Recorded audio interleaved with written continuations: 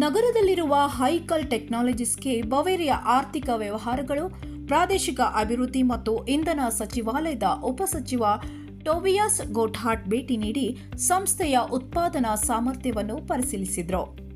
Electronics ಸಿಟಿಯಲ್ಲಿರುವ ಉತ್ಪಾದನಾ ಘಟಕದಲ್ಲಿ ಅತ್ಯಾಧುನಿಕ ತಂತ್ರಜ್ಞಾನ, ವಿನ್ಯಾಸ ಕೇಂದ್ರ, ಸಂಶೋಧನಾ ವಿಭಾಗ ಹಾಗೂ ಉನ್ನತ ನಿಖರತೆಯ ಎಲೆಕ್ಟ್ರೋಮೆಕ್ಯಾನಿಕ್ ಉತ್ಪನ್ನಗಳ ತಯಾರಿಕಾ ಪ್ರಕ್ರಿಯೆಯನ್ನು ಉಪಸಚಿವರು ಸಮೀಪದಿಂದಲೇ ವೀಕ್ಷಿಸಿದರು.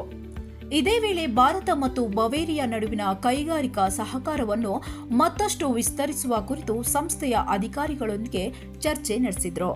ಭಾರತದ ರಕ್ಷಣಾ ಉತ್ಪಾದನೆ ಹಾಗೂ ರಫ್ತು ಜಾಗತಿಕ ಮಟ್ಟದಲ್ಲಿ ವೇಗವಾಗಿ ಬೆಳೆಯುತ್ತಿರುವ ಈ ಸಂದರ್ಭದಲ್ಲಿ ಉನ್ನತ ತಾಂತ್ರಿಕ ಸಾಮರ್ಥ್ಯ ಹೊಂದಿರುವ ಭಾರತೀಯ ಕಂಪನಿಗಳತ್ತ ವಿದೇಶಿ ರಾಷ್ಟ್ರಗಳ ಗಮನ ಹೆಚ್ಚುತ್ತಿದೆ. Jaivir, Managing Director of HiCal Technologies.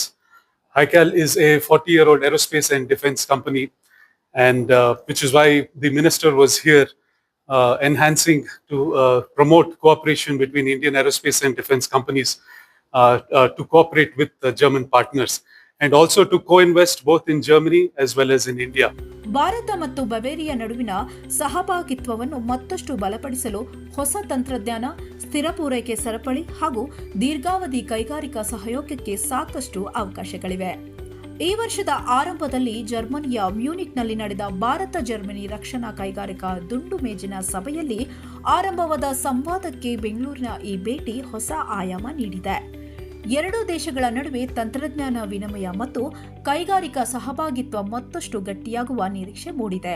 Sanjana, Vistara media, Bengaluru.